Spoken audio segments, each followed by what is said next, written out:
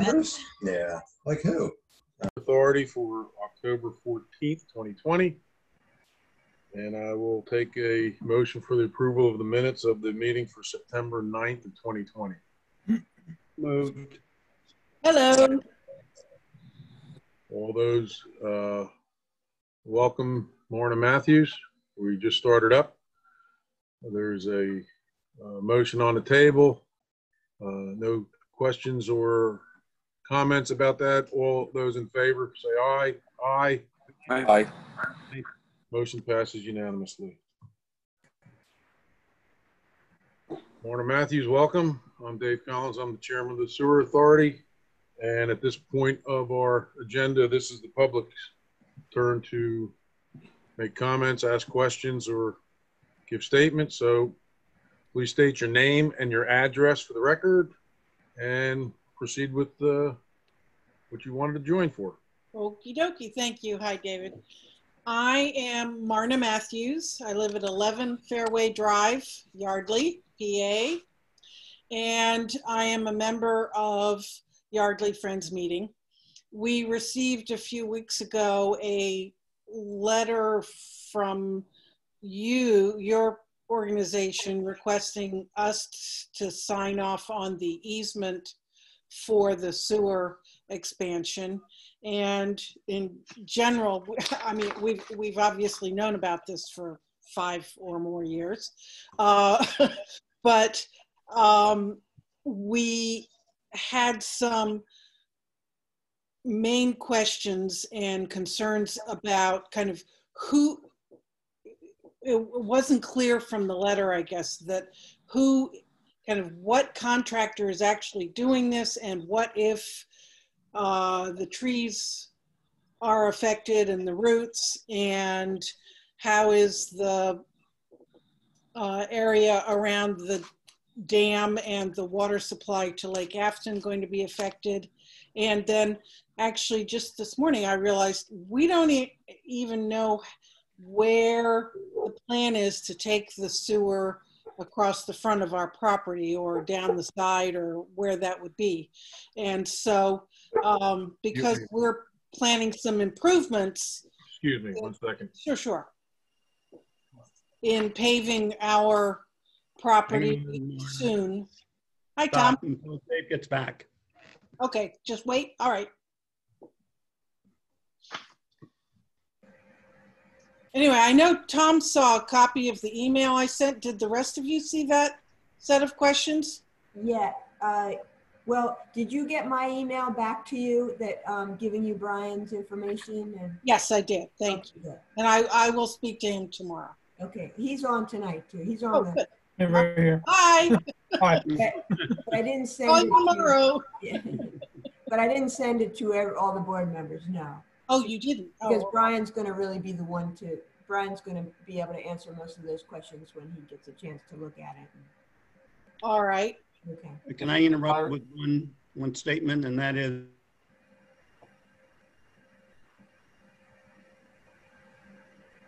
Tom is frozen. Yeah.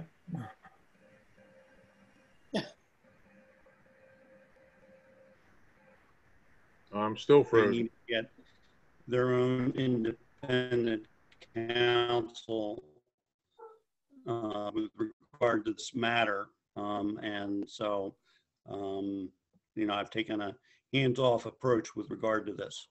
So I just want everyone to know that that's, you know, I'm on the board. I don't have a case of dual representation here.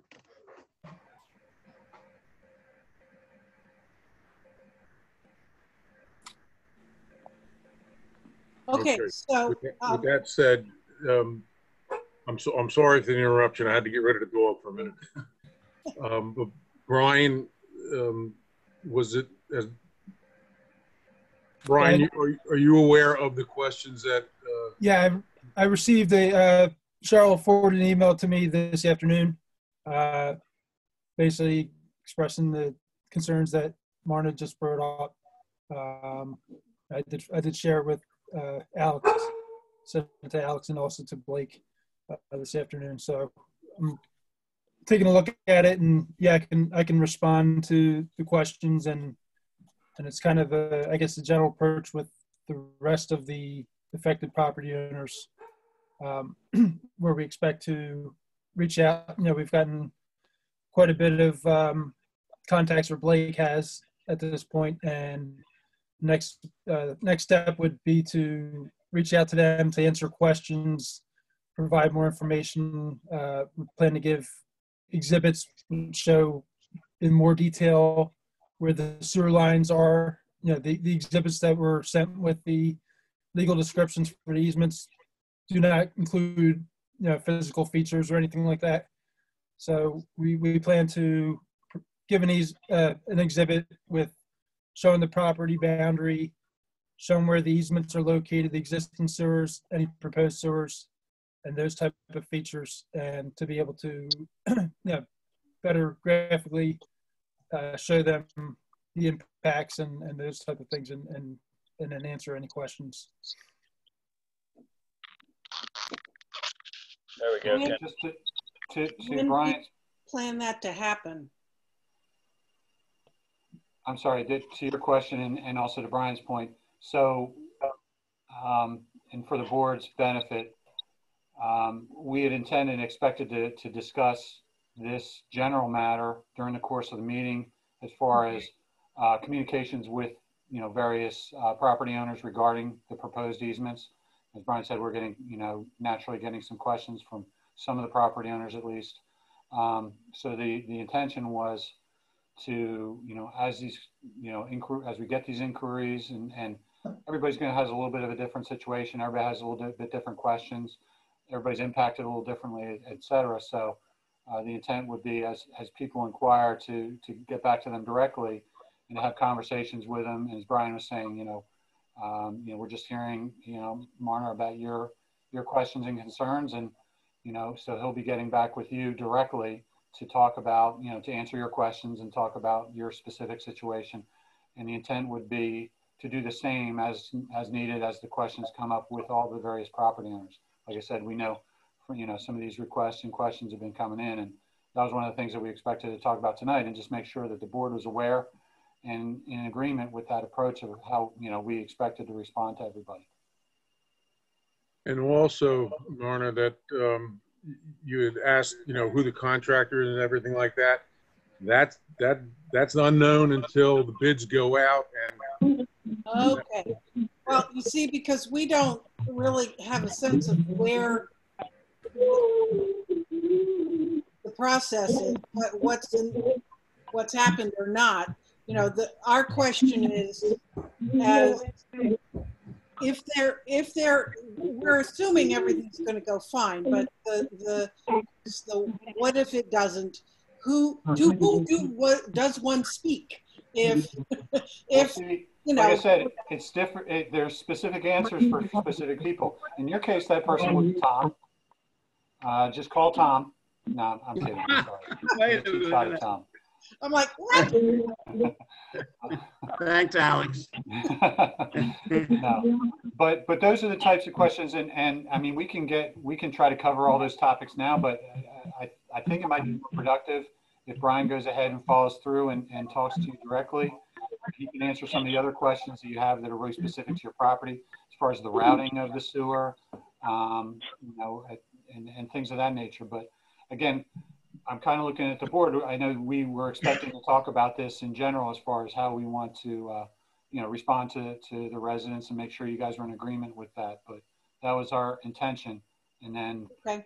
like I said, he can, you know, if that's how we're going to go about it, then, you know, not only some of the general questions, like Dave said, well, it has to go out to bid. We don't know who the contractor is, but some of the specific questions you have about where it's going to go through your property and such. So my first question is, in terms of timeline, do you need to have collected signatures for the easements before this goes out to bid? Or is this going to be put out to bid? I'm just trying to figure out, when do you anticipate possible start time of construction? Is it 2021, 2022? If I could jump in on that, this is Blake speaking here. You know, we'd like to get the easements in line before, you know, obviously before construction happens, but, you know, before bids go out. Alex, you can weigh in on that, but I think you want to get those things pretty well, you know, tied up and buttoned down before you know, move to getting a contractor, you know, answering bids. Yeah, that's right. We certainly prefer to have all the easements in place, you know, when we go out to bid. It is conceivable, you know, depending on the time, the relative timing, that it could go out to bid while some of the easements were still being worked out. But we certainly wouldn't go to construction. We wouldn't award and go to construction in that scenario. Right. But the other wild card here, that makes sense. the other wild card here is that the authority doesn't completely control its destiny in terms of the timing, because there's a partnership with Lower Makefield Township involved, and that could play into the time. So as much as the authority intends to follow a process of getting, you know, getting this, the easements in place and completing the documents and getting out to bid, you know, this is where it's going to be tough for us to give you any definitive answer on what the timing is expected to be as far as actually going out to bid into construction. Alex, I'm confused by what you said with regard to, yeah, I presume you were relating to Lower Makefield. What did I say? Well, you said, you know, there's another municipality or another something involved in this process. Right, I meant Lower Makefield. Yeah, so how does that impact what, you know, what's going on with them impact with us? I'm confused, you know, how that would, I mean, it's our project, right? Right, for which they're paying 70%. Right, so we build, they pay. and they're also designing parts of it. Tom, as you know, in the various agreements, there's provisions for them to sign off on certain improvements, and for example, you know, they have the right to review the bids, you know, when they come in, et cetera. So, right. You know, I'm not saying they have a gun to your head, but I'm saying they're involved in the process. Okay, that makes sense to me. You made it sound like they could come in and say, start building. And I thought that was, you know, that was not what you intended. And well, no, and also, by the way, as we know, they're in the process of maybe selling their sewer system, and that would bring in another partner who then who would be bound, as we know, by the same agreements, and they would be, you know, they'd be obligated to follow through with the project, but still just the timing of that and the coordination of that could affect, you know, the timeline of when you go to bid, et cetera. Okay. Right. It's an unknown variable right now. Okay. So, Marta, think I don't ahead to think this is happening. Second term of the Biden presidency. Yeah. In other words, this isn't imminent, and, you know, you aren't planning to, or even seeing a possibility of January 2021, because there's still too much to get done. That's a safe statement. Okay, fine. It's just because we got the easement request, we thought, oh, maybe that means a whole bunch of ducks are in a row that we didn't know about. But I get the idea now. All right. There are a few ducks in a row, and you know, this is a step along a process that we're making headway on, but there's still a lot of moving pieces yet to fall into place.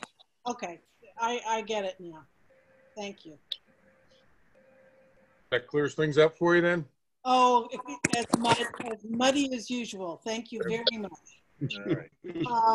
Yeah, I don't think I mean, I guess my one problem is that if the meeting for business was concerned about signing the easement, not quite having a handle on liability issues. You know, what if a tree gets damaged, or some what if out in the sky there? Do we then talk to the Yardley Borough Sewer Authority and say, please get this fixed? Is that kind of the level at which it is? I'd like to get this easement signed for you, and then I'll find out where the map of the height is going and all that. But just so I can reassure the meeting members, is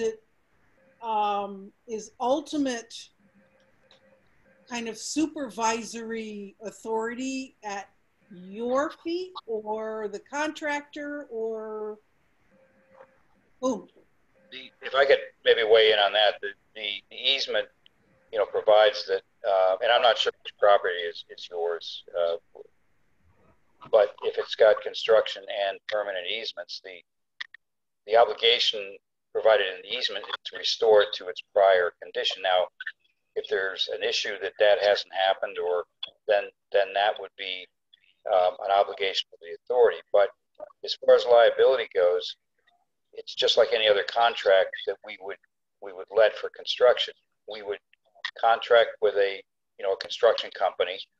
We would sign a contract. They would have, before we do that, we'd make sure they have the required insurances in place in case anything does happen. And those contracts provide that they are basically indemnifying the authority. They're the ultimate party responsible if anything goes wrong construction-wise. But the authority does have an obligation to restore whatever disturbance occurs back to its condition prior to construction. So it's kind of a strong thing there. And that's 100%. I'll just caveat that though, and knowing a couple of your specific questions and concerns regarding trees. We have an uncomfortable situation here, with your property and some of the others, where there are trees growing now over the existing sewer that really shouldn't be there.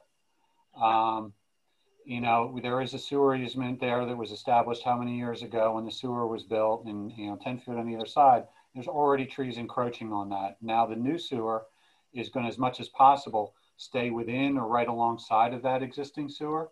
We're trying to minimize the impact of the new sewer, but it's going to be a little more area where, frankly, there's some mature trees that they will be affected. They'll have to be affected by construction. And by the way, they can't even be replaced, at least in the same place, because then they would be putting them back over top of the sewer where they're not supposed to be to begin with.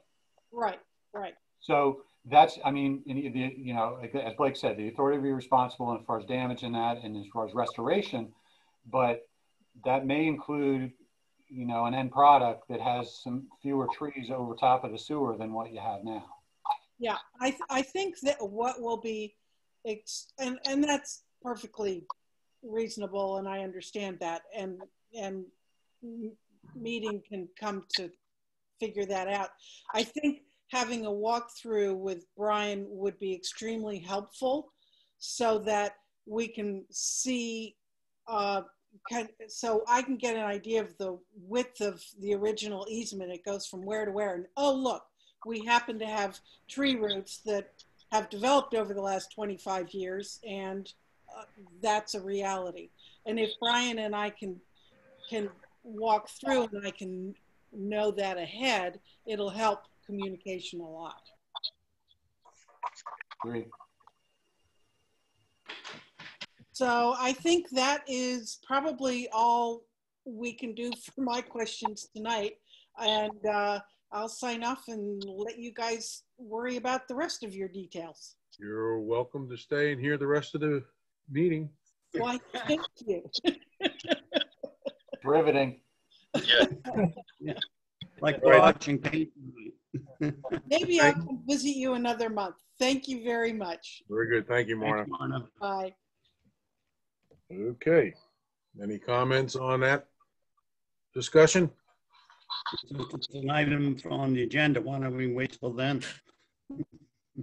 What's that? It's already on the agenda, right? To discuss. No, her discussion. Oh, her discussion. Are there any I'm sorry. comments on her discussion, and can we move on? Okay, let's move on then. At that point, I don't see Phil on, so we'll skip over him. Does Rich and Carl have anything for the pump station committee report? I lost Carl, I lost Rich. I'm here. Anything to report on for the pump station committee? Well, you know, we had that odor thing. I talked to Phil about it. Said he's going to use the fan, the exhaust fan on the wet well less. He's going to turn it off. He had it kind of running constantly or whenever it called for it or whatever. He had it running a lot. And now he's just going to run it when he goes in there to do work. Are you referring to the odor that the Fosters have written a letter of complaint on? Yeah. Yeah. But I haven't heard anybody else complain about it. Well, the next door neighbor that bought Sonberg's old house, he was complaining too. Helen's old house. Yes. I haven't had a chance to talk to her. So my question is then, we know where the smell is coming from. Well, we assume it's that. We don't know. That's right. what our assumption is. But if I understand you correctly, you're saying that Phil was ventilating the pump station out the window to... No, it was the wet well. The wet well specifically. Alex, are you with me on this? Yeah. Yeah, the wet well has an exhaust fan that's Elaborate, powerful exhaust fan. right. And its primary function, as Carl just kind of alluded to, is when you actually have to enter the wet well to clear the air and allow you to enter safely. Correct. But apparently, I guess it's whether it's running on automatic or being left on, it's been running more. So Phil's first thought and remedy is to just stop running it so much, except when he actually does have to enter the wet well. Correct. That in itself will alleviate the problem that they're having. When I was down there the other week with the tree guy, I did notice it was a little stronger than usual. A lot of times you can't even smell it, but this time I could smell it. And it was, blowing around and everything. So you can always get that 25-pound urinal cake off of Kelly and throw it in there. And remember that thing? No. He actually gave me a 25-pound tablet. I said I can't bring that to the meeting. And Right. Phil laughed at it. Alex laughed at it, but he says they work on some of his neighborhoods where he has his pump stations. So I don't know. I don't want to belabor this, but I do want to see if we can't find a resolution to it. This fan or ventilating system in the wet well is used to ventilate the wet well so that you can go enter it safely. Correct. Do we know whether it has to be on it all the time, or is there a level of acidity or something? What turns it on, or is it manually turned on, turned off? I think there's a manual switch. There might be an automatic switch. I don't know. Sure, I'll find out from Phil next time. I will, yeah, I will. And When I here's see my- Phil go in there, he walks over and turns the switch on first. Okay. My concern is, and it scared the bejesus out of me, and I'll admit it, the first thing I thought of was we got a hole in the force main. Well, And it's leaching down to the river where the river I don't know. wind is blowing it up and into Foster's property. And up Dave, anything's possible, but I don't think that's it, especially hearing what Carl said, and he noticed the odor there at the station, and from what Phil said, I think at the very least what Phil's suggesting and Carl's relaying is a reasonable first step. We know that the fan's been running more than it needs to, that exhaust fan, that wet well exhaust fan. Let's let him do what he's saying that he's proposing to do. Turn it off. If it's running automatically, take it off of that. So he's only running it very, rarely when he actually needs to enter the wet well. Let's see how that, hopefully improves the situation. And then if need be, we'll go to step 2. But I don't think that, any of the worst case scenarios that you might think of as far as some sort of other failure at the station probably are likely.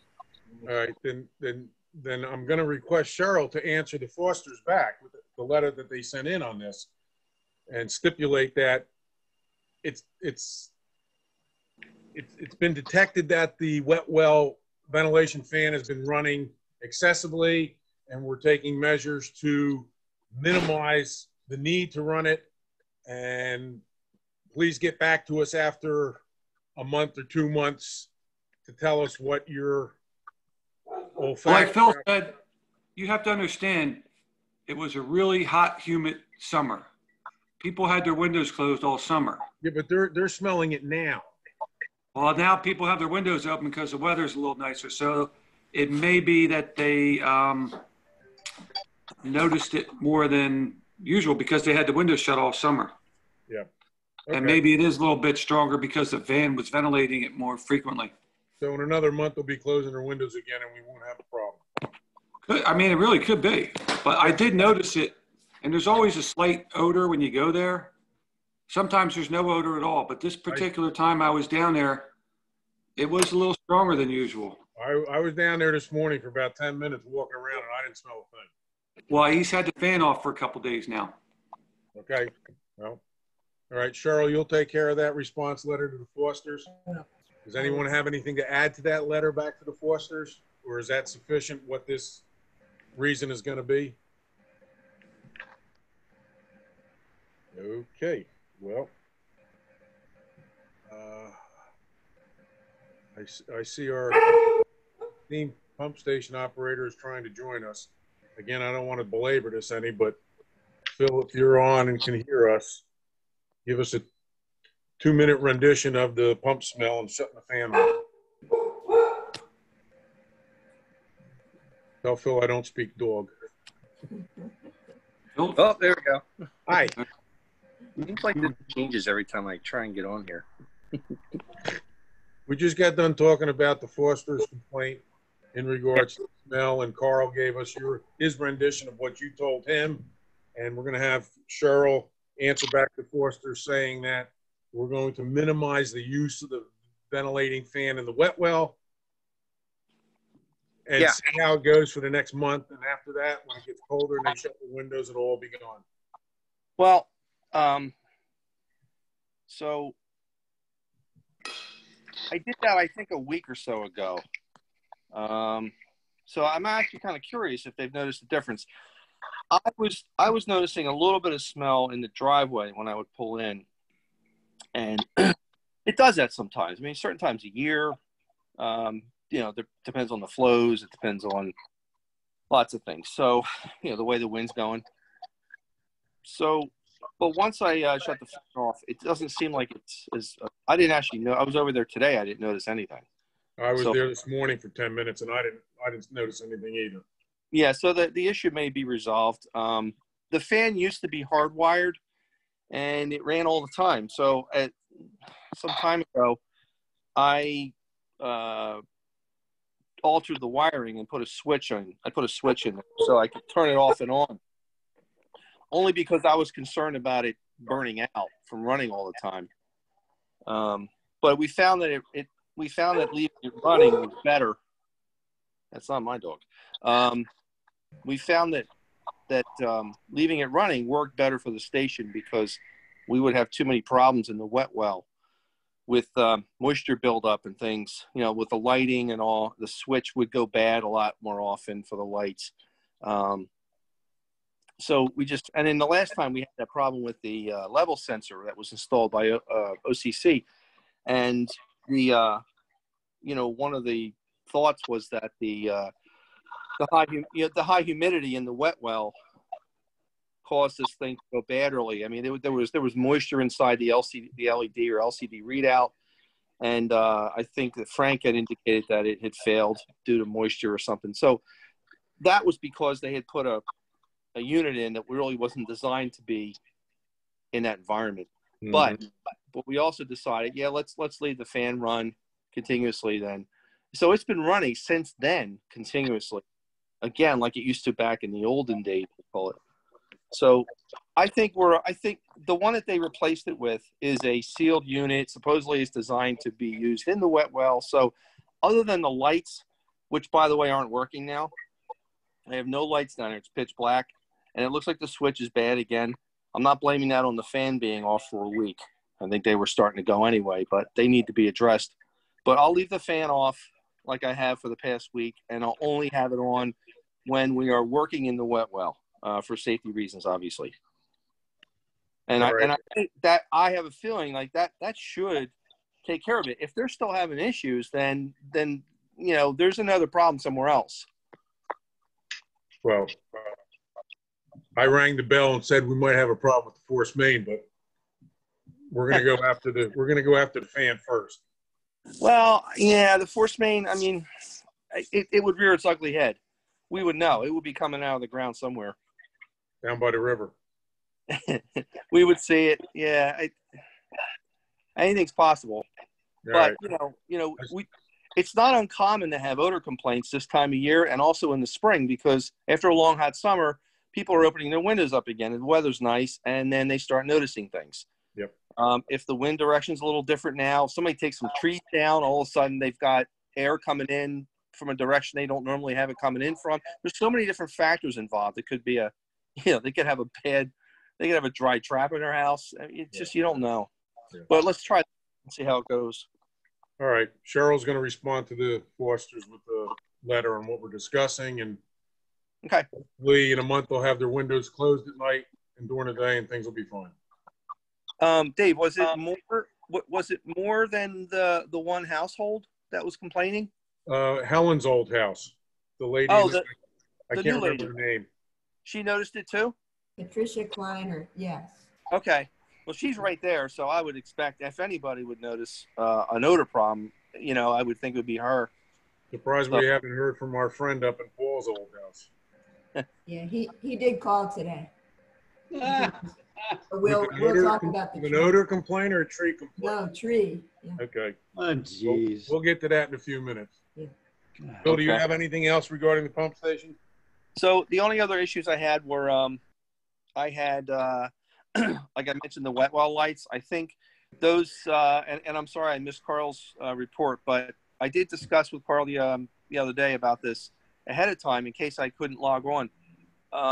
The wet well lights, we used to have them serviced every year, and that was part of like a yearly pumping station overall. The municipal maintenance would come out and they would go over the whole station. They would hold a whole list of checks that they would do. A lot of that stuff really didn't need to be done, frankly. It was something that I think the previous engineer made this list up or something. But some of those things were probably good to get done, like the wet well lights. They're explosion-proof lights, and everything in the wet well has to be explosion-proof. And they're I think they're sodium lights or something, sodium bulbs in there. They're those bulbs that when you turn them on, you got to wait like 5 or 10 minutes before they actually come on to their normal brightness. I don't think that that's a good type of thing to have in a wet well, but a lot of electricians and engineers spec those things for some reason, probably because they don't have to be the ones to use them. But typically with the lights, we keep the lights off, and we only use the lights when we go down there.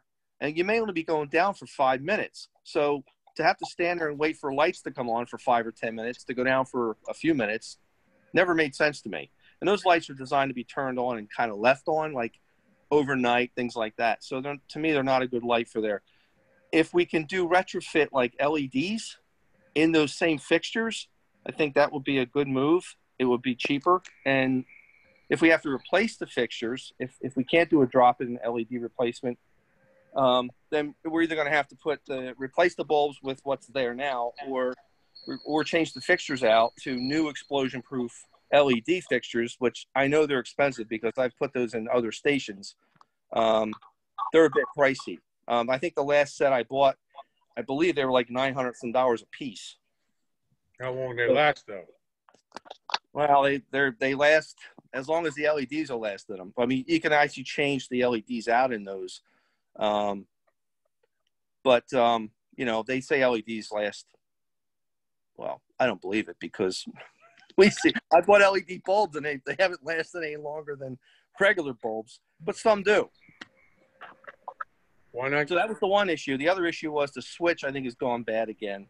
When you open up the hatchway to go down, at the top of the stairs, there's a rocker switch, which, of course, that's also an explosion-proof switch. That, I believe, needs to be replaced at the same time that whoever does the lights, they ought to do the switch as well. And the reason I say that is because the switch, you can tell when it starts to go, it starts getting very stiff because I believe it starts to corrode. The internals start to corrode. So it's very difficult to turn now. So that needs to be replaced. And also the LED light that is out on the back platform over the back door, that's on a motion sensor because of the neighbors complaining. But that light, it looks like there's two LED, I don't know what you call them, units inside of this fixture. And the one on the right is going bad. It's when it goes on, that one's flickering on and off. So it's not of any use for us that way. And also I'm sure that, you know, when that thing goes on and off at night because of a, you know, animal walking by, I'm sure the neighbors are going to start complaining about that next too. So we ought to get that replaced while the electrician's there, he could do that too. You need to get with Brian to consult with him on what lights to order and stuff like that, or?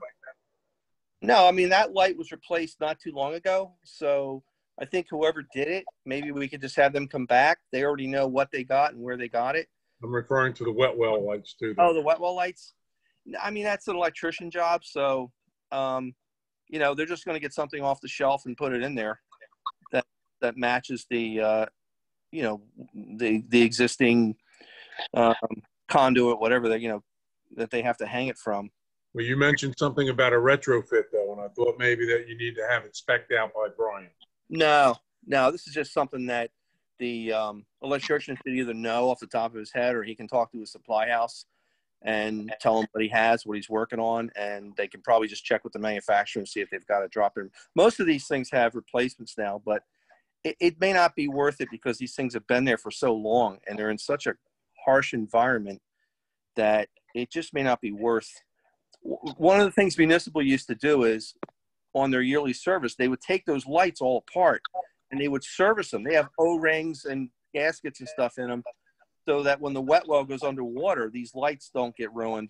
And they would replace the gaskets and the O-rings, and they would lubricate the O-rings and stuff and clean everything and put them back together, put new bulbs in. That was part of the yearly service. So that hasn't been done we haven't done that in a while. So I don't know if those fixtures are even worth trying to retrofit, but I'm sure an electrician can look at it and tell us. Do we have anyone in mind where we can get a bid? And what do you estimate the price to be? We're not talking tens of thousands of dollars. No. Well, it depends on what he can get us. Like I said, the cost is in the explosion-proof fixture. So that's why I say if he can do retrofit, you know, change out the sodium light and put an LED in there. I don't know if there's ballast involved that have to be, you know, changed out to something else or what. The electrician will have to, well, that's his area of expertise. But I think first thing to do, if it were me, is I would have the electrician look at it and tell us what he can do for us and give us a price. Do we have that by next meeting? Or do you need it sooner? Do we have an well, we have no lights there now. Now, I don't need them. It's not an emergency. I don't, you know, officially here at the Zoom meeting, I don't go down the wet well by myself. Mm-hmm. But you know, we do need to go down there, and it can be at any time for any reason. So you know, the sooner the better. But it's, in my opinion, not an emergency. Like, doesn't have to be done this week, kind of thing. Are you able to get it? We got to get somebody, Phil. My guy's out. He won't do it. Okay. All right. He says he's not going down. Phil, are you able to get somebody to give us an estimate? And and then maybe we can forward it to the rest of the board. And if an action is necessary and he's willing to do it before next meeting, we can take an opinion poll and ratify it at that meeting.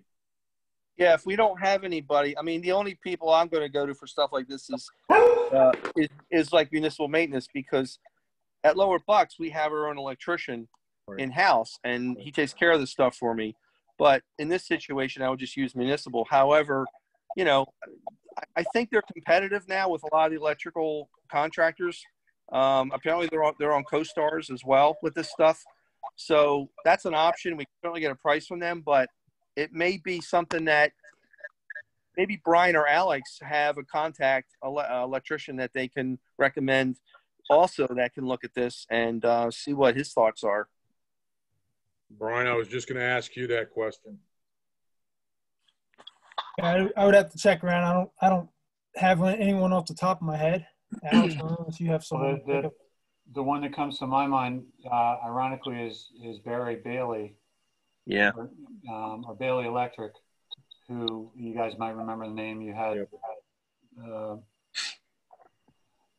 one of the Baileys out there doing work at your station back when I Jason Bailey, and I think it's G&G is the name of his company now. It's Jason Bailey, and we actually use him. He's our backup guy. Like, or if we have a bigger job, he'll work with our in-house electrician. So they're kind of our go-to company. Yeah. The reason I didn't mention him earlier was because I've got a lot of work piling up on me at Lower Bucks, and it's because G&G is so booked up I think they do a lot of work for Sylvie and for Waste Management.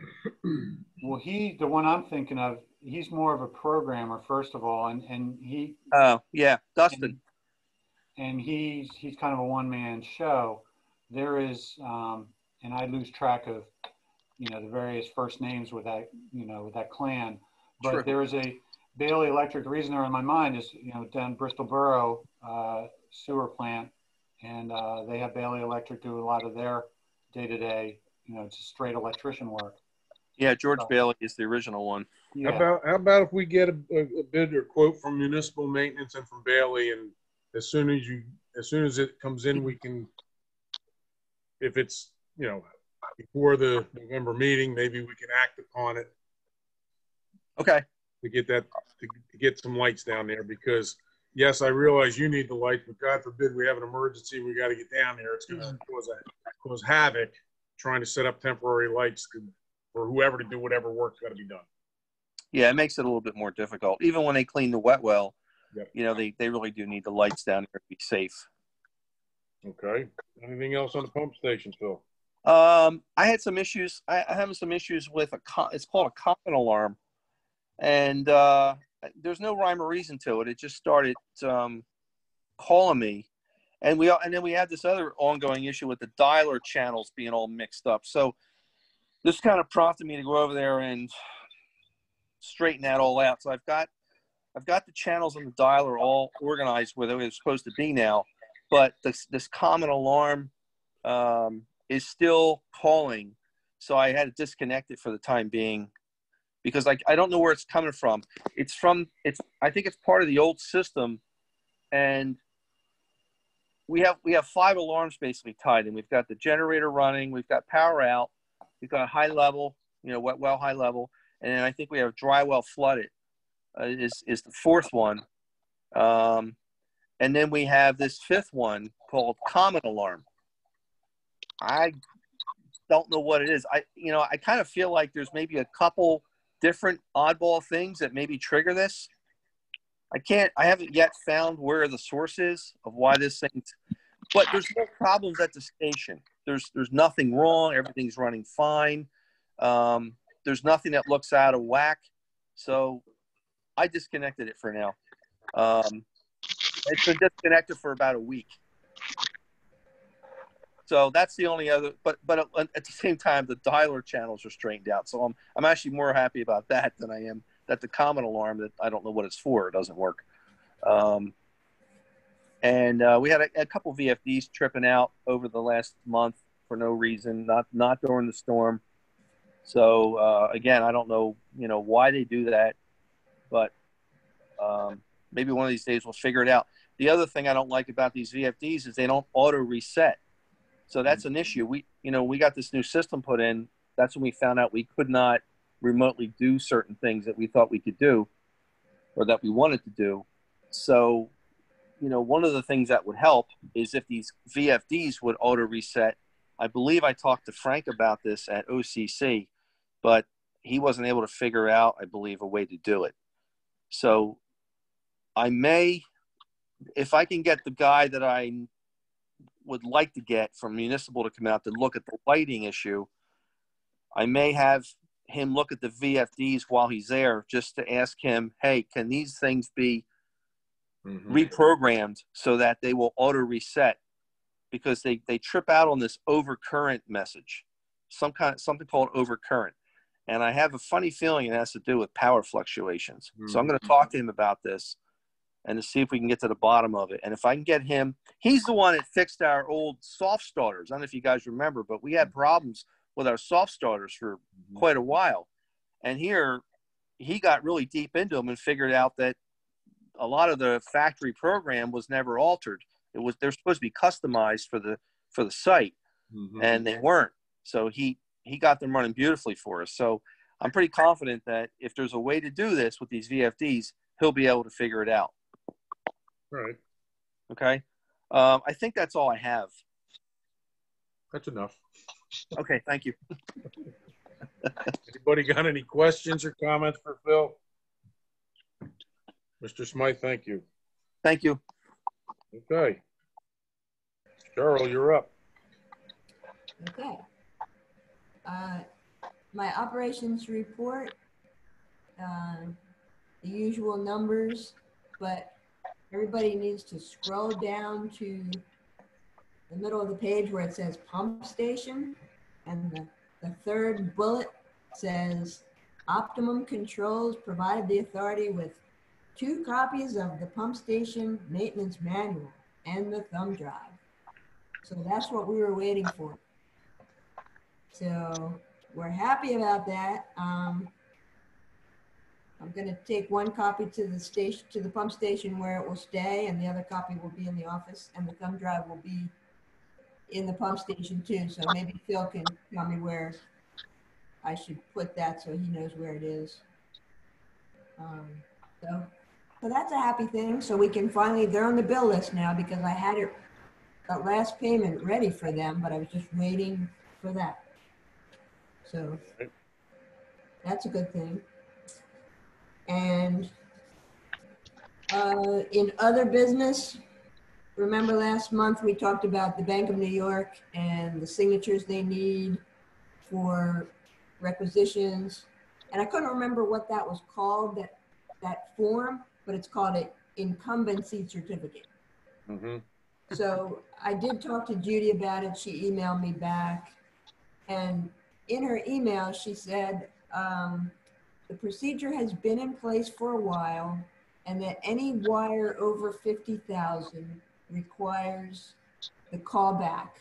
You have to call a board member. But she said, once we have a requisition in place, she sets up a repetitive ID, so she doesn't have to keep doing that. But she said if we were to do another requisition with a different payee, like we paid a contractor that we never paid, or then it would require the callback. So I think we need to get this incumbency certificate filled out with phone numbers and signatures so that they will have it on file and it's not going to be a problem. All right. So my question is, she just needs what, 1 or 2 callback names and numbers? She needs the whole, she needs the entire board's, she needs each person's number, phone number, name, phone number, and then your signature. And I have the form in the office, so it's just going to be a matter of when anybody can stop by and sign. Well, that's what I'm questioning now. Did she specify where she needed the entire board, or why not just 1 or 2? Because some board members might not want to give up their phone number. Right. Well, if they don't, then they don't have to. But I think she wants as many as she can get in case she tries one person and can't get them. Then she might want to move on to the next person. I'll volunteer my number. I'm 1. Anybody else want to volunteer to be 2? And I don't think we need to give any more. Sorry, I just don't. Well, yeah, I mean, if anybody has a problem with it. They're holding $2.1 million of ours right now. And they want us to verify every time that we want to take a transfer our money from one account to the other, they want a verification over $50,000. I'm sorry, it's BS. And she said it's been in place since 9/11. Since 9/11. Well, they just started to enforce it with us. Yeah, I It's don't think 2020.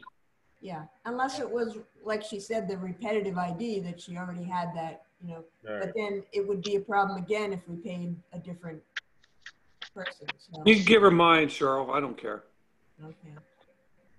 All right, well, next time anybody's in the office, maybe you could come in and sign. I'll be in tomorrow to sign the checks Right.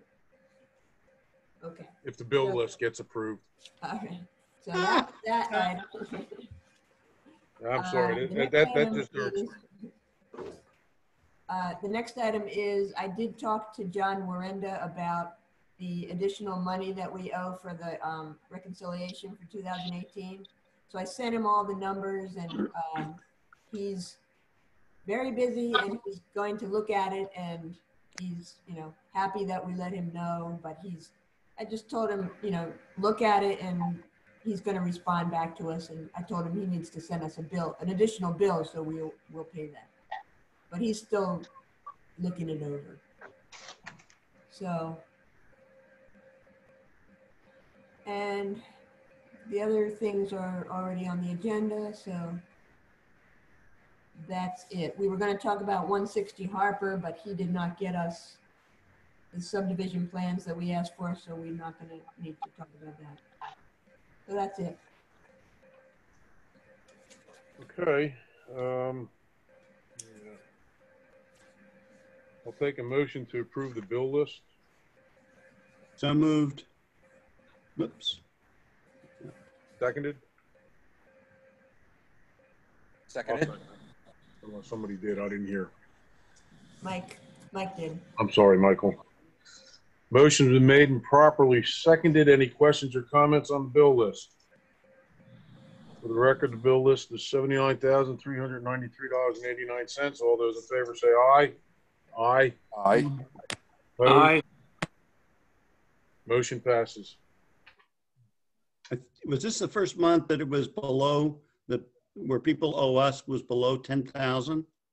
I think I saw that too on the delinquent list. I'm amazed. Yeah. Well, don't. Our chairman's collection policy has paid off. He doesn't want to give his phone number out. People are keeping up with their payments.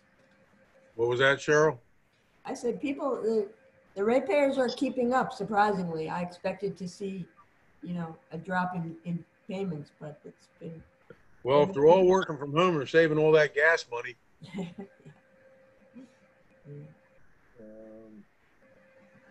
Okay. Delinquent count down to Is that it for your report also all the way through, Cheryl? Yes. Until we get to new business, right? Yes. Okay, anybody got any questions or comments for Cheryl or Carol? Then we will move on. Brian, you're up. Okay. Guess as far as the sewer improvement project, you want to resume discussions on, I guess, the easement process? You know, if you guys are in agreement with what Alex and I have previously said with the process, we figured to contact various property owners who've contacted Blake, answer questions, provide information, and then at that time, what we plan to do was let those property owners know that at some point shortly after, Blake would be sending an additional letter about the easements with the appraisal values, which would go to all the affected property owners with easements. Are you looking to have discussions with property owners individually or collectively at some sort of a presentation? Individually, I think about 6 or 7 have reached out to Blake at this point. A couple of them are on the agenda for later specifically. But there's been, quite a few, people that reached out to Blake with questions. So basically, we were going to contact them, answer questions, schedule site meeting visits with them if requested. There's a couple of those, couple owners who've already requested that. So I was holding off till we had some discussion tonight before I reached out to some of these folks. Yeah, Dave, the people that I've spoke to by telephone or generally would like to meet with Brian out at the site so that, he can show them where, first of all, where some of the properties where the existing easements are. I don't think they know where they are. As you indicated, there may be trees on those easements and where the new easements are required, and where construction easements are required. So conversation I've had have been very cordial. Most people just wanted information. They had questions about timing, how long the project would take, and basically they would like to get input from the engineers to whatever questions they can answer at this time. Obviously, as far as timing for the project, that can't be answered now, but I think the discussion with the lady who was here tonight was good because that's the kind of information you want to put out. Nobody likes to get these letters. If you own property, you don't like to get a letter saying that a utility or a water company or the electric company is going to exercise their rights to an easement. So I think the personal visit is probably the best way. I know Mrs. Putnam had questions about, she's got steep slopes, she's got trees, and she doesn't know where it'll, exactly where it'll be. So I think it's got to be, we're really only talking about 13 here. I think it's got to be a personal approach. And that would be, I think, the best way to do it is, try and get Brian out there and physically show him what's involved. And as you're saying that, I'm thinking to myself, Brian, are you since all of this or most of it is going parallel to the existing lines, will you have copy or knowledge of the whereabouts of the original line easements? Yes, we have plans that will show them where there are existing sewers and existing easements, and then we'll also show them what's proposed on their property. And then also with other, we'll have physical features in the vicinity of where the construction work's going to be from our survey work. So we could show them, large trees that were located, that kind of stuff, where they fall in relation, to the easements. Like for example, the Yardley Meeting Friends, we are running sewer parallel to the existing sewer within for the most part, until we get to North Main Street, all along the creek area, we're running parallel to the existing sewer within the existing permanent sewer easement. And like Alex alluded to, hey, there's a couple trees, large trees that are inside of our existing easement at this point, and they likely will be affected by the construction. Yeah, I think that would be the appropriate time to advise them that, as Alex alluded to, they're not supposed to be there, and if they get damaged or taken down, Right. That's part of what's needed, and they're not going to be replaced. Right. Okay. I have a question. In the white prompt, or when he sent back the letter with the plan, it looked like the sewer was going to go across maybe the front of the turn right and go across the front of the meeting property. Is that where it exists now? Right now it comes. So if you're looking at if you're standing on Main Street looking at the building, to the right of the horseshoe driveway, yeah, is where the sewer comes, crosses underneath the creek, and then it bangs a right and comes. It goes. It's actually under like the bridge, Yeah. on Main Street, and it travels along down through the creek bed, rocky creek bed. We're diverting from that. We're diverting from that point to cross the frontage of Yardley Meeting Friends. Right. Yeah, that I was totally surprised by that. I didn't pick that up when you brought the plans, and I was, you know, when I saw it on White's plan, I went, what? Yeah. I mean, I think it's a good plan and it makes sense, but it just I was surprised. Yeah, it was done for several reasons. Are they pine trees? I'm sorry? Are the trees that that the easement's going to take out, are they pine trees? I would have to look at the plan. Okay. It's further up. It's further up when you get back. Rock Creek.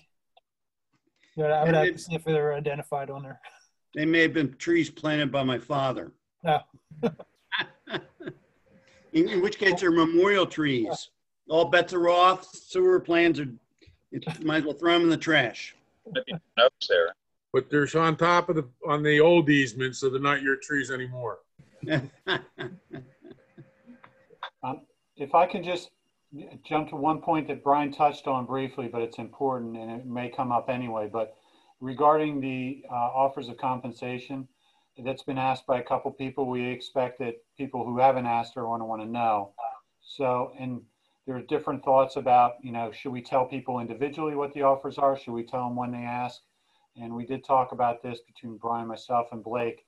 And as Brian kind of alluded to, you know, we'll let these people know what the intention is, and with the board's, you know, concurrence, is that we would plan to send out a mailing at a certain point in the, you know, somewhat near future as a follow-up to everybody who's involved, to all the, you know, the properties, you know, where we're looking to take easements, to let everybody know at the same time what those compensation, you know, offers are, which are basically the assessments.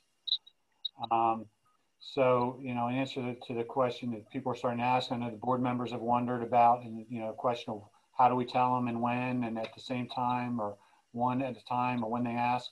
So that was our suggestion and recommendation to the board, is that we will, you know, we'll plan to do that in one follow-up mailing sometime down the line. And then, by the way, to Brian's point, as he's talking to these property owners and they inevitably ask him, okay, well, how much? He can tell them, yeah, well, there's going to be a letter coming out to all the affected residents that's going to give everybody that compensation figure. If I may, why don't we just send those assessments, those amounts to the ratepayers now, and the property owners now, so that when Brian does meet with them, if they have any question about it, we can head them off at the pass. I don't know what all the secrecy is about not sharing the amounts that the assessments came back with and giving it to the property owners right now. So they're looking at a full picture instead of 3/4 of a picture. And, oh, by the way, I don't know how much they're going to offer me. I mean, I'm looking at it differently than anybody else. I agree with Alex that they should be informed at the same time. They shouldn't, you know, we should put the information out to one property owner, not another. I mean, that is a possibility to get it out now, but our thought was to try and answer as many questions that, well, I guess about half of these property owners have now through personal contact. But, you know, I suppose the timing of a letter providing that information isn't as important as the personal contact to, you know, explain what's going to happen on the ground. So, Yeah, what do you think, Alex? I mean, I don't know that the timing of the letter discussing the appraisal is necessarily has to wait. You know. No, it doesn't. And actually, I mean, you know, Blake, we talked about this a couple of weeks ago, and it just so happens we were waiting for a board meeting to float it by you guys. Yeah. And so, you know, we can do it sooner as well as later. And but so whether it actually, you know, it's just a matter of preparing it, you know, all the letters for everybody and getting them out. And the point being that, and we can do that, you know, if you guys want to ask to move quickly on that, we will. The other if I go in, one thing I might do, we've got about responses from about half the property owners. So if they get a follow-up letter, indicating here's what our appraisal slip says the the easement is worth, we may get quicker responses from people. So that may help out there. Right, so the answer to your question is, we're not really disagreeing with you. We're not suggesting we try to hold back that information. The first mailing went out, it was a general mailing. It didn't include that information.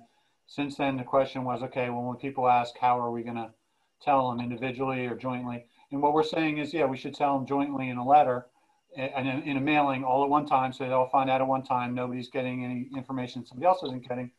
And just until those letters go out, which again, can be as soon as you want, as we can get them ready. In the meantime, then Brian can tell people, if he talks to them in the meantime, yeah, there's going to be this mailing coming out, and everybody's going to find out at that time what the appraisals are. But Dave, we can go ahead and draft up a letter that we would send to the property owners, as a follow-up letter. There's a follow-up letter to the easement we sent you. This is the appraised value that the authority, has determined to pay for the easement. So yeah, that's something. It's just my opinion, and I'll ask the rest of the board for their opinion, but I think the letter should go on out. And listen, if it saves the opportunity for Blake or Brian to have to go out a second or third time, I think we ought to be proactive and get it out there, so that might answer a couple questions at the second, instead of having a second or third meeting with the individual property. And suggest that the ones we haven't heard from, feel free to contact us, just as the others have. So yeah. My opinion is that all 13 should be notified of what the assessed value is and what we're willing to pay, and it should be done sooner than later. I agree with Dave. Well, if that's the consensus of the board, I'm not sure it is yet, but we'll get that going right away. Michael and Phil, or Michael and Carl, I'm sorry. Yeah, do it right away. The sooner the better. Yep, agreed. Okay. What happened to Rich? Didn't I see Rich here earlier? He had to go put up a cabana for somebody on the beach. I thought I saw him join too, and then he disappeared. Well, you're putting up a cabana. Fishing. Taking a night boat ride. Maybe you should put a cabana over the wet well. Rich's cabana installation. So Okay. does the board want me to hold off for the time being to contact any of these, or I mean, if I had discussions, I could tell them it's coming. Well, But some of them have requested, to have, meet in person. Yeah, if I could just jump in on that. There's a couple people that I think it'd be good to get in touch with them sooner rather than later. Mrs. Putnam, Michael Cox, Mr. McGurdy. They wanted to, they were very cooperative, but I think we should just do that at your normal pace, Brian, whenever you can arrange that. That's my recommendation. but going back to Alex, I was figuring to contact them later this week, beginning of next week, to set those up right away. And I didn't necessarily want, the next thing they hear from them is, getting another formal letter when they already contacted us and then didn't really get a follow-up. So that was kind of my concern, that, that they might get put off by that. I'll go back to Alex's suggestion that they all get informed at the same time. Right. So if you meet with 2 or 3 of them this week or next week, and the letter goes out in, I don't know, 2 weeks maybe, the latest, or sooner? A week. A week. The letter goes out within a week, and you meet with 2 or 3 of them this week or beginning of next week, Brian. You can say the letter's coming out by Friday the 16th, Friday the 23rd, or something like that. I don't know. That's fine. That was our plan. Yeah, we figured the letter would be issued shortly after. Yep. Next week. No, but go ahead. I would still go ahead and meet with them if you have the opportunity and they're willing. Yep. All right, we'll get that going in the next few days then. Very good. Okay. What else we got, Brian? I don't really have any other business other than what's already on the agenda. There's nothing new from Morrisville as far as the treatment plant that I've heard. So, All right. Anybody got any questions for Brian or Alex? Okay, then. Mr. Dunbar. Yes, sir. Well, we've covered to a large extent the easements, although I think you should have all received a memo. I tried to summarize briefly what the 7, I think it's 7, we've had some input on. We did get a new address for the Yardley Walk. So a new letter has gone out to Yardley Walk. Yep.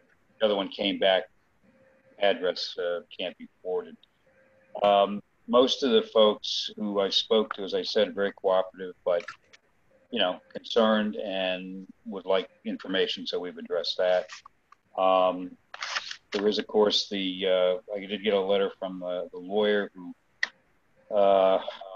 and there was some email traffic on this, that apparently there was a zoning hearing regarding an addition to I think it's an addition to the house. Separate house. I'm not sure.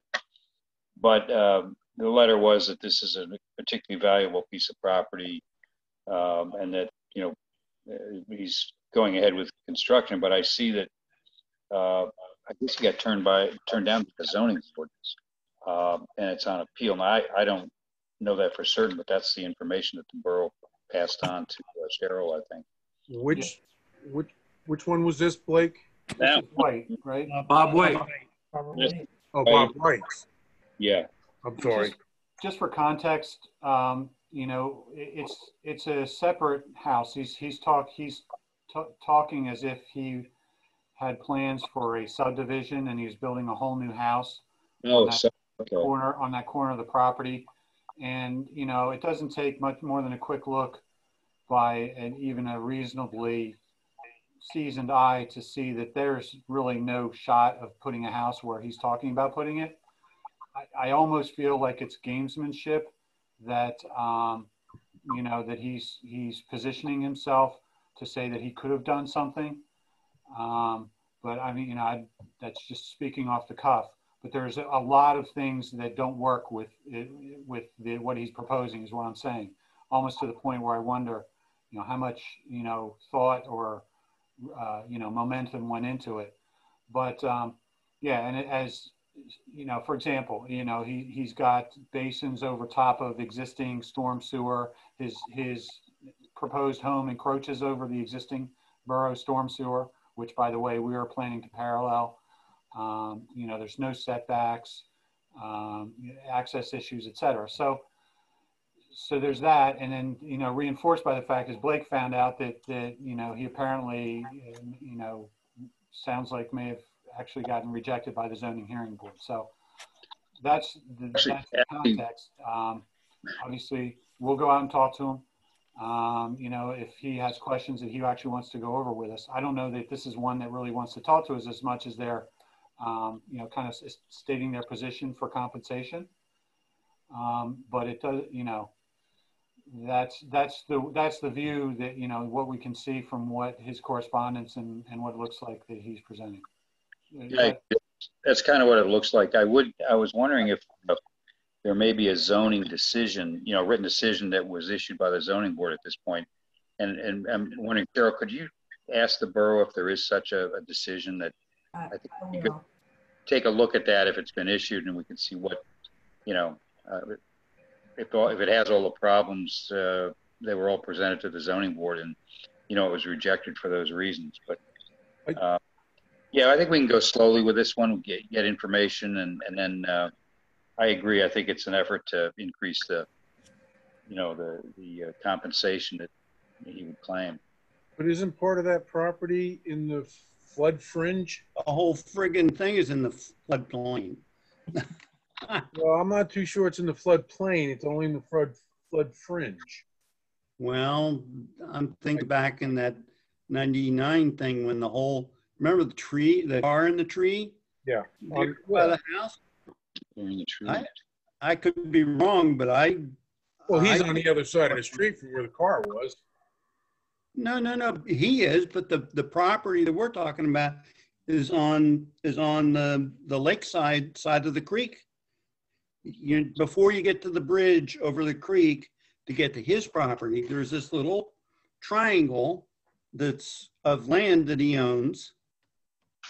And by the way, he's the former chairman of the sewer authority, and my impression is he's pretty good at going after or getting what he goes after. So just, I don't take him lightly. No, don't take him lightly, but I'm sure the cost of condemnation would surpass his expectations of what he can net. And, if we had to condemn it or have it condemned and pay the market value of the condemned property because he can't build on it, and he holds out for what he feels is the market value, I think the condemnation process would outweigh the net from what he would receive. Can't hear you. My connection's gone bad. Well, plug it back in. There it is. Okay, came back. It's unstable. So like the wet well lights, unstable. Well, we can speculate on what Bob White wants to do, till the cows come home. Sure. I mean, as we got time on this, but my concern is there a workaround in case we can't go? I mean, is the new line paralleling the old sign? Not there.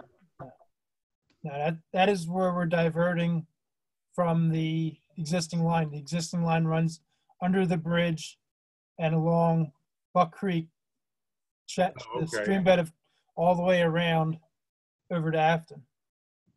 All right. Which is not very desirable. There's a lot of drawbacks to trying to construct through there, environmentally and everything. Right. Logistically, everything. If we run into a roadblock there, I mean, it won't hold up the project. And Tom, I'm sure you're aware of this. We can just move ahead and take the property, and the issue of value is handled through a different process. But it would not. Board of view, right?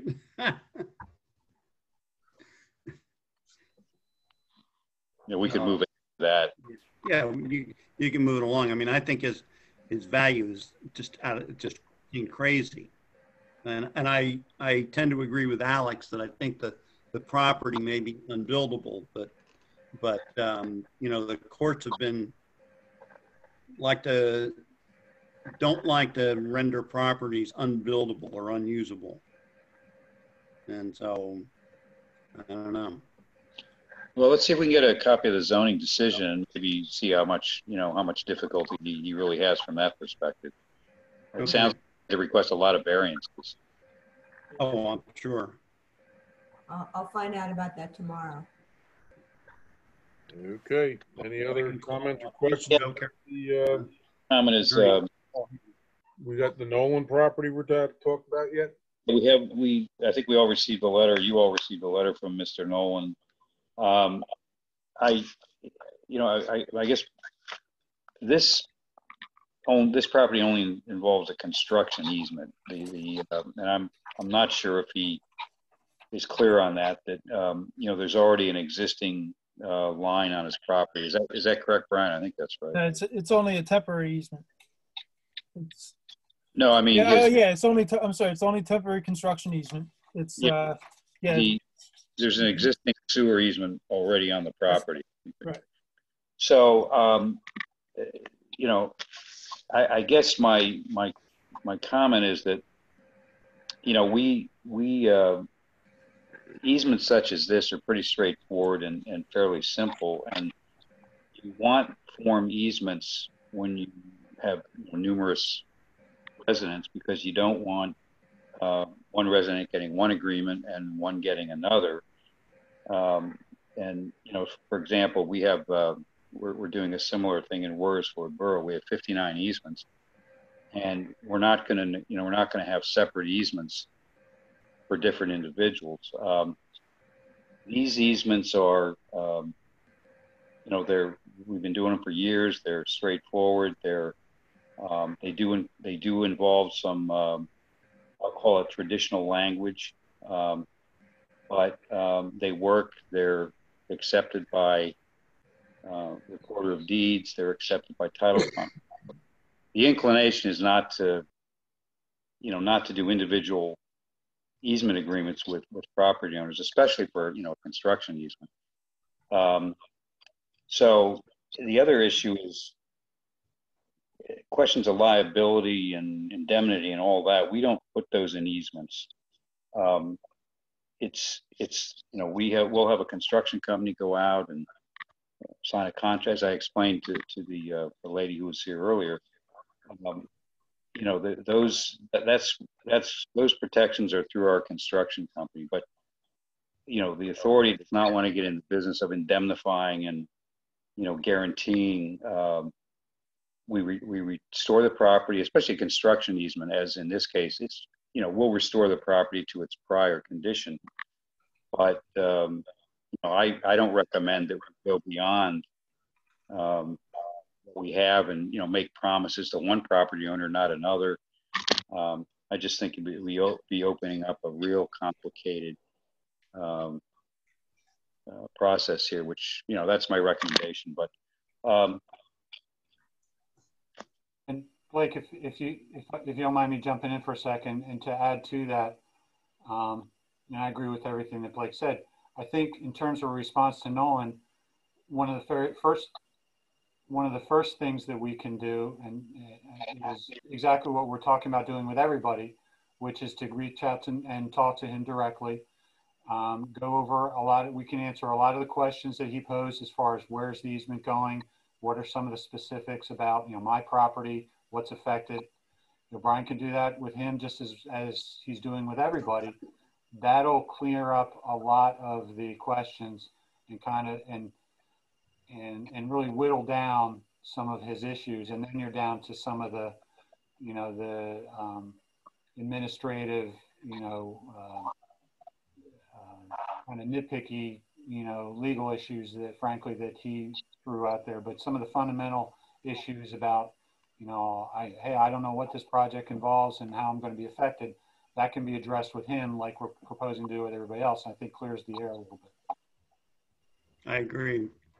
Yeah, I agree with that. I think the personal approach could address a lot of his questions. And maybe we should reach out to him. Maybe Brian should, just reach out to him along with the others and, go with him and meet him at the property. And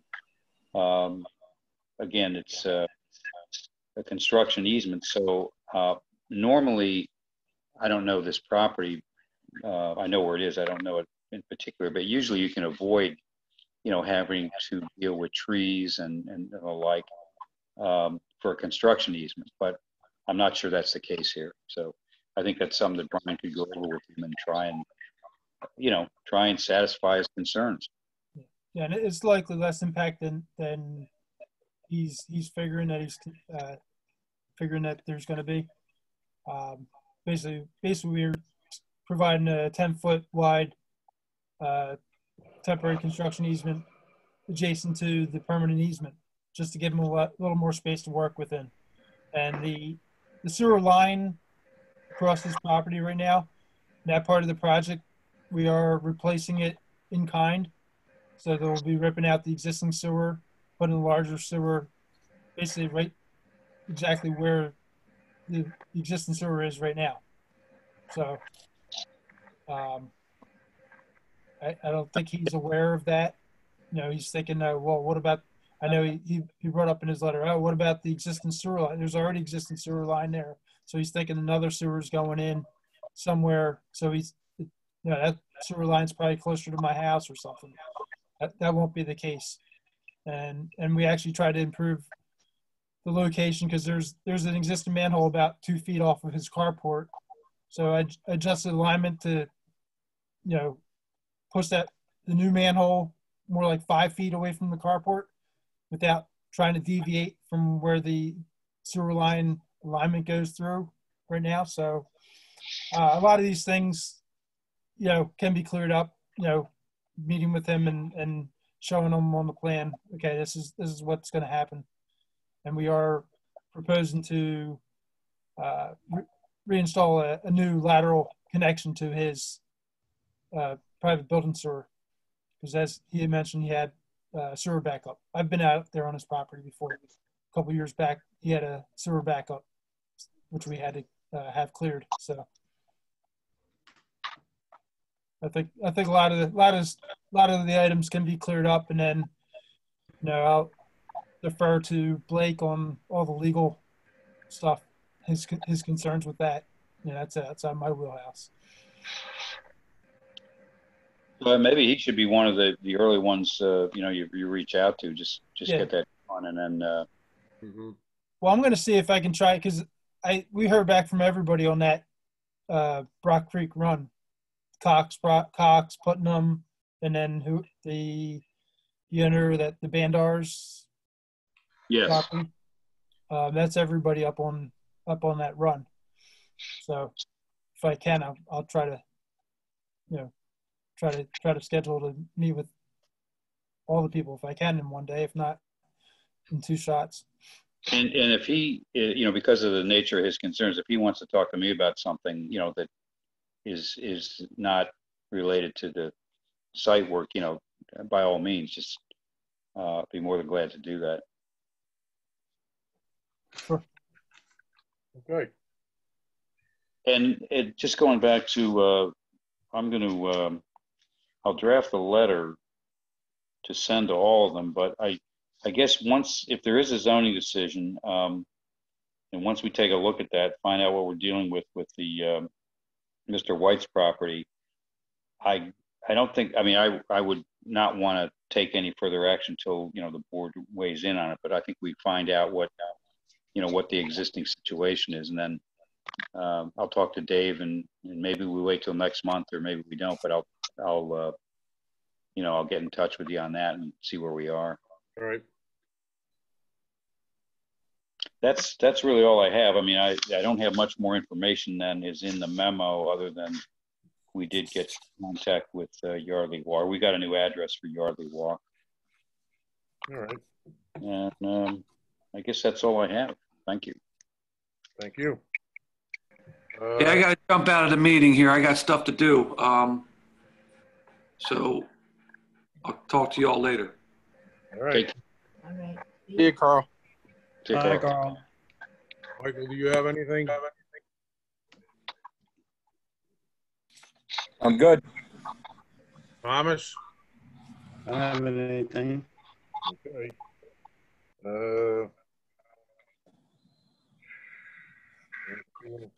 The old business you basically covered, right, Brian? Number 1. Yes. Yeah, for number 1, yes. Carl just Carl, bagged it, but he talked did about leave. Cheryl, you want to cover Carl's number 2 old business? Sure. Carl got an estimate, a quote from B&T Landscaping for to cut and remove storm damaged trees and trim trees on the access drive to the pump station. So that everybody should have got a copy of that this afternoon. It's $1,000. So.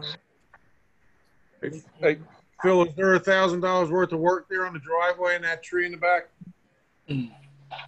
I know I'm putting you on the spot, but Yeah, probably, because there's a lot of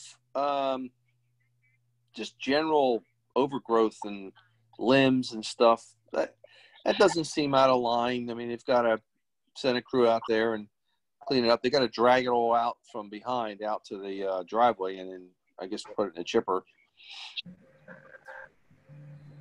We're just going to put a cabana there. We certainly need to get it done.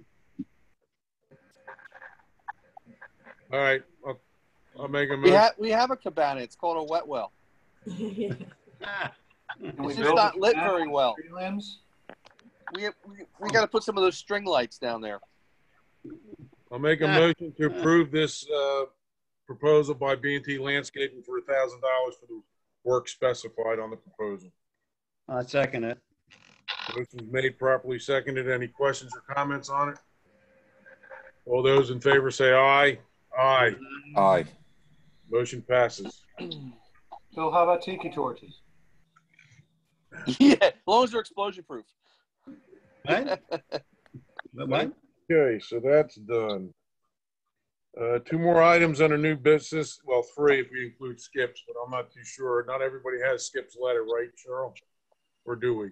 I did send it out, but we didn't get it till yesterday, so I sent it out this afternoon. So that's why I said we told him we wouldn't necessarily discuss it tonight because I knew we had a lot of things to do tonight.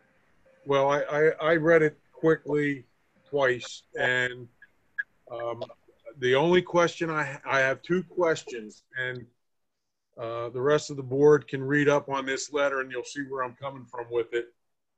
I think Skip's looking for $20,000 because of water that was leaking from his line between the houses that feeds the houses from PAWC's source at the meter. So I guess my first question is, did he, Cheryl, and I'm speaking to you and the board too, but maybe you can investigate this and find this out. Did Skip request any grace from PAWC because of his leak? I'm going to ask Carol because she's been communicating with him more than I have. Yeah, my first conversation with him, that's where I sent him to, he's got to talk to them first and see what's going on. But he never gave any indication that he's even had any discussion with them yet at this point. Yep.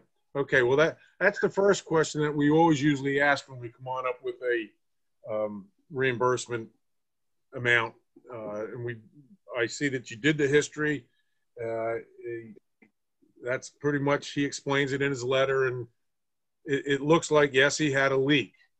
But my second question, aside from whether PAWC reimbursed him or not, or gave him some credit, is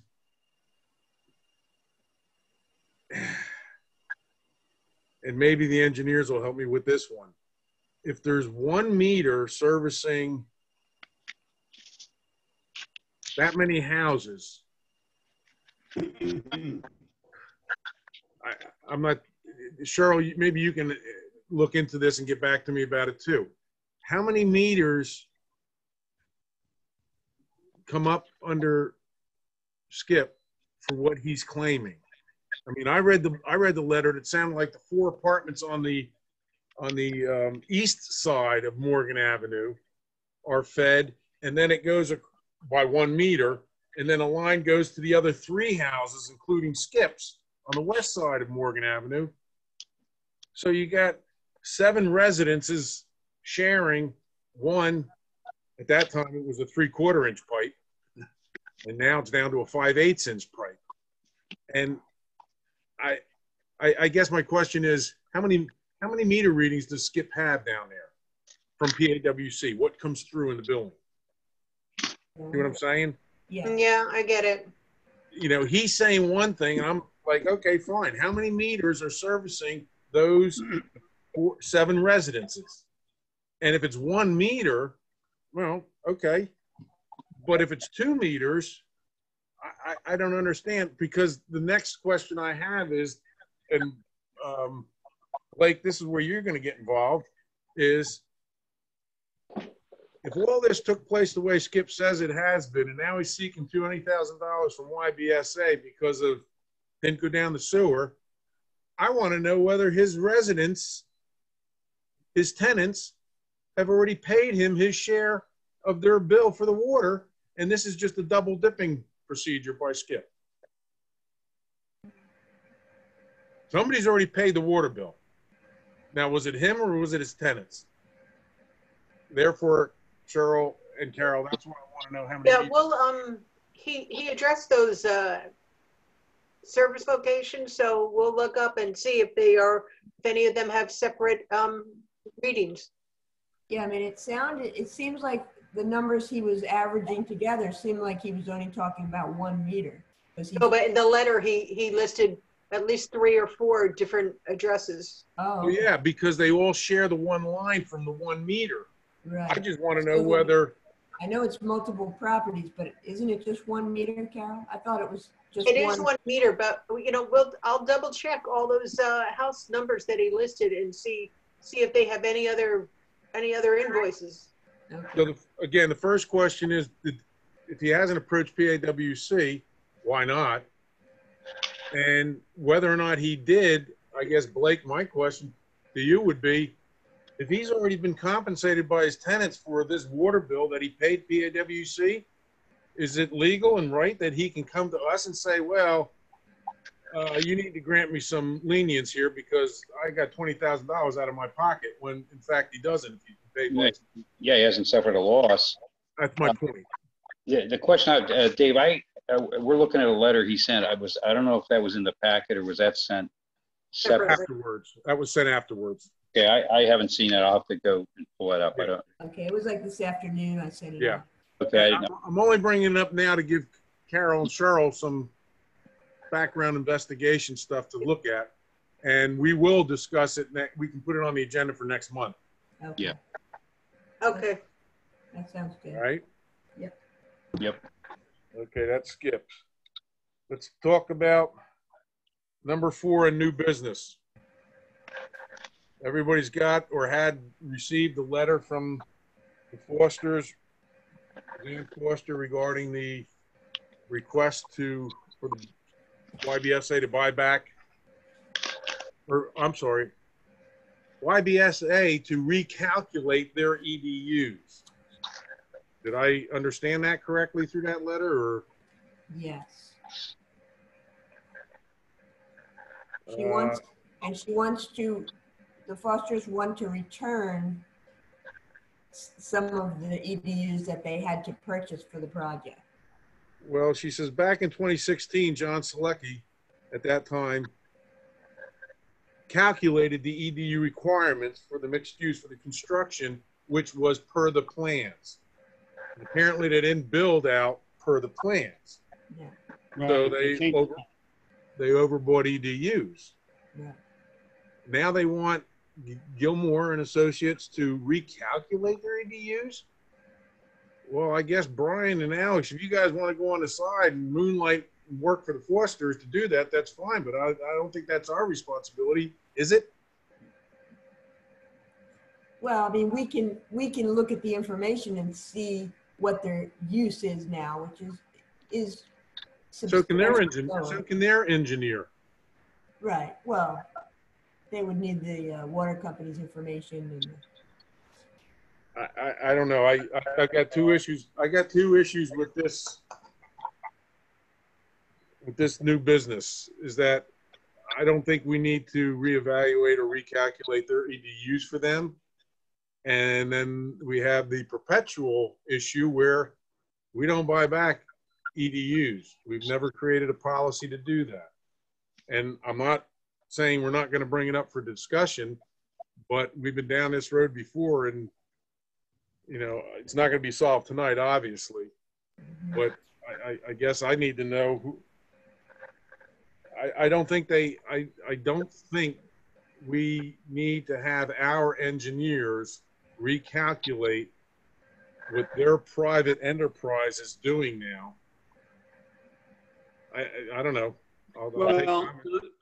if they want to sell back, or the Allied issue is transfer of EDUs. We don't have a Because policy remember for that, that- Tom. We don't have that's what I'm saying, but if the sewer authority is not willing to buy them back, you know, and they say, look, we want to sell these EDUs or whatever, and there's no policy on the books, then, you know, why can't they? And, Why can't they what? And why can't they sell them to somebody else if there's no policy on the books? They're, You have to- go ahead. I Go ahead, don't know. Blake. I don't What? know that you can sell them just on their own, even if it's not on the books. I'd have to look at that. But I'm sorry to interrupt. The easy, straightforward answer is EDU's capacity is attached to specific properties. right, So it can't just be moved around from property to property for the price of, you know, whatever the asking price is. It has to, and this goes back to the Authorities Act. The EDUs would have to come back through the authority if they were, if there was a thought of selling them or assigning them to a different property. They would have to, they have to come back through the authority. That you don't have to have a local policy for that. That's according to the Pennsylvania Authorities Act. Yeah, And that's pretty well established. And we just had a case like this, Blake knows, over in Lower Perk Authority, where had a business owner who had bought a bunch of EDUs and then was trying to shift them around. It's not, it's not something that's allowed. There, any recourse that they would have would be if the authority was to choose to buy them back, and the authority could presumably sell them to another entity with another property if the capacity for conveyance and treatment remains available. yeah. And of course, on top of that is we have the, the wait list. We can't just, they'd have to come back to the authority, and they'd have to be taken, if we wanted to buy them back, and they'd have to be taken into the wait list would have to, govern what was done with them. So I agree with Alex. They can't just, because you lose track of EDUs if you allow that to happen. Well, as Mrs. Foster states, one of the last sentences of her letter is that, we would like to see if you can recalculate the EDU needs for the finished project so that we can return the unused EDUs to the borough. And I don't know whether she meant the borough or to the sewer authority, but freeing them up for other use. Well, as you know, Dave, the Fosters are very civic minded. Yes. And they know that there's a need in the community. So that's their motivation. But I agree with you. I'll agree with that, Alex. I agree with you saying that the burden should be on them to demonstrate what the change is. I would be reluctant to base it just on metering, because that can be transient and deceiving. Okay, we happen to use less water. Any given house can use less water than is in a typical EDU. That doesn't mean all of a sudden you should buy back half EDUs from homeowners. Or businesses in any given month or quarter or whatever, especially these days, may use less water than what they're allocated. Doesn't mean all of a sudden they need less than an EDU of sewer capacity. So I would say they should demonstrate to the authority that their use has changed from what was approved with the plans and what was agreed to. They proposed originally and we agreed to. And then still the authority would have the choice and the prerogative whether if it is determined, if you want to go down this path, if it is determined that they now, because they made a clear change in the use of the property from what was proposed and approved when the EDUs were initially sold, if there is that reduction, then the authority would have the prerogative to buy those EDUs back. And that's where your policy or not comes into play, whether the authority wants to be in the practice of buying back EDUs, which I will tell you just for context again, and Blake, you can chime in, most authorities do not choose to buy back EDUs except under, certain specific conditions where there's duress or some special reason why they should. Or there's a need for them. You can buy them back and, resell them. That's right. But I agree with Alex. It's their burden. If the plans have changed, the as-built are different from the original plan submitted. It's their burden to come in and show the authority that, we don't have the potential usage that we originally thought. And at that point, our consulting engineer, Alex and Brian, would review it and see if it's right. And then we'd move on from there. But I agree. There's nothing the authority has to do at this point. Okay. So this is basically, if I understand you correctly, Alex, this is almost like a change of use review that needs to be performed by engineers and then presented to the board to say, okay, the as-built plans now say that this is what it should be. And, oh, by the way, it's a reduction of the original EDUs that they purchased. Then the second issue is we can go from there on what we want to do. Right. Correct.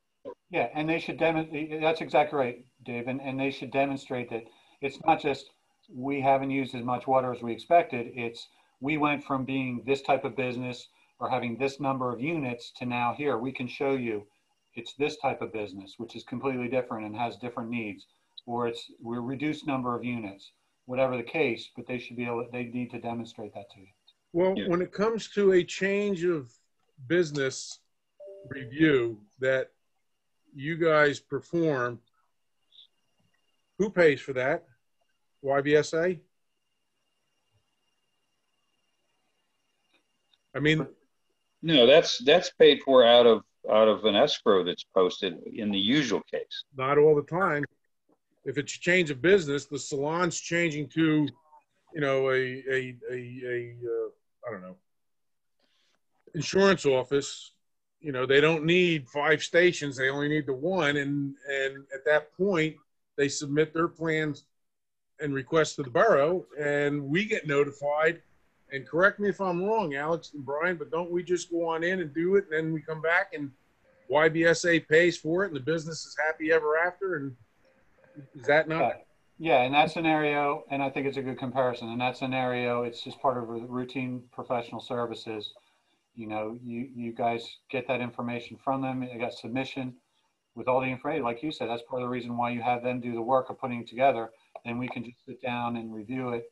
You know, your staff looks at it, we look at it, and we come back to the board and say, yes, this is a change of use that equates to, you know, a change from 5 EDUs to 4 EDUs or whatever. Or it stays the same, whatever. It stays the same. Right. But in this case, it's an actual entire project that we're talking about, not just one retail unit. Yeah, but I mean, you know, think of it. What if it was a small strip center, you know, and under one property? Which it is. Which it is. Well, exactly. But I mean, it could be the one next door there, you know, and they say, well, you know what, we've permanently changed for where we had a restaurant and a hair salon and that to now we have office, and something else in a bike shop that, you know, that each of them just has a bathroom. You know, we don't have the restaurant water usage, so on and so forth. You would most likely review that as just one change of use for that property owner. So that would be, I think it would be equivalent as you're saying. Aren't we talking about the cost of the review to be a little bit more than the salon to the insurance office? You're talking a whole building, aren't you? The whole strip mall. I mean, again, if they put the information together, we're looking at it and we're saying, okay, what are the number of units? What's the use in that? If they lay it out for us, you know, we're not talking about rocket science, for lack of a better term. You know, it should be pretty straightforward. So I don't see it being significantly more than if it was just one building, one business. All right. Yeah, So, I mean, not to get into the woods on it. I mean, there's 7 apartment units that they would stay as one EDU piece, and then there was proposed before, it was 3 retail stores at 400 gallons per day. So that equated to another 6 EDUs. And basically they're contending, well, we only put it in the liquor store and it's not using that much water. And from what Charles says, it's all metered, it's all in 1 meter. All the usage for that entire building is through 1 meter.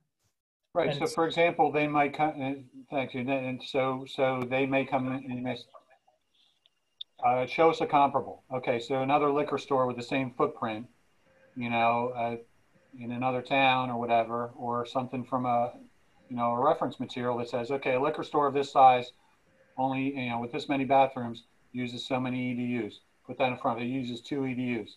And then they have 6 based on the prior usage, which was what was approved and sold. Hey, we want to sell back 4 EDUs. And then we could come back to you and say, yes, based on this, the apartment's being the same, if that's what it is, then that's, you know, and if they demonstrate that that's really what's going on, and that's really what they've done, and it's not just that part of the space is, you know, still vacant and is waiting to be improved and they don't want to pay on the EDU, then, but it would be a fairly, I think to your point, Dave, it would be a fairly straightforward review process as long as they do the work of demonstrating that to us, putting it together in a submission. Then we can come back to you. So we look at it, Cheryl looks at it. We come back to you and say, yes, this is what as they're portraying, you know, do you want to buy back EDUs? all right. So how do we have Cheryl respond to this letter, or does she say that Brian is going to contact them to go over a review, or Give me some suggestions. She reached out to me initially. I don't know if she called you, Cheryl, first, but she had initially reached out to me, and I told her I'd have to see how the board wanted to proceed. I mean, if you want, I can explain to her that they need to provide the backup data, basically for the liquor store for comparable EDUs, and if they want to, submit that for consideration, we will review it. Well, right now, because of the hour and lack of the quorum, I noticed that lack of quorum. Yeah. I think it's a good discussion. I like it, but the pressing issue that I have right now is I don't want to have the Fosters not necessarily jump through hoops, but start doing work that in the end, we're not going to do anything about anyway. So it's unfortunate that our fellow board members aren't here. I don't know how we're going to take a vote to adjourn because they're not here. But I think, if anything, Cheryl, you might want to let the Fosters know that we had a discussion about it and that we are still in the process of considering how to amicably and mutually accommodate them in the rest of the borough, if possible, Yeah, with no promises. In these kinds of situations. With regard to buying back the EDUs, I mean, easy answers to the other questions. They can't transfer them between properties and they can't sell them to another party for another property. Right. Yeah, so They don't go to the borough, they'd have to go to YBSA, Cheryl. right. Okay. But So I'll make sure they are clear on that. yeah. And again, you don't have to just mention we had a discussion about it and we're continuing the discussion until next month. Okay. Okay. Anybody got any other comments or questions about item number 4? Move to adjourn. Well, we got one more item, but there's no sense discussing it because we only have 2 board members present and a lot of other esteemed and happy folks.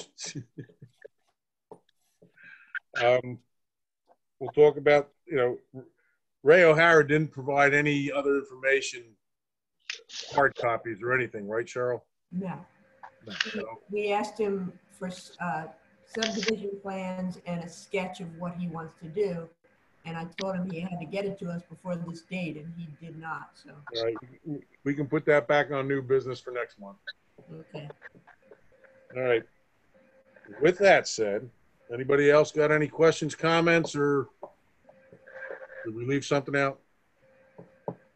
Is anybody here? I'm here, you're here. The diehards are here. All right, motion to adjourn. Second it, Tom. Second. All in favor, say aye. Aye, aye. Aye, aye. I don't know how you put Aye. that down legally, Aye. Blake, but I think the meeting is adjourned just by the lack of fact attendance. forum. It's like baseball, defensive indifference. Yes. All right, everybody, have a good night. Thank you very much for the, boy, almost 2 hours. Ah. All right, see you all next month. Take care and be safe, please. All right. Good night, everyone. Good night. Bye. Thank you.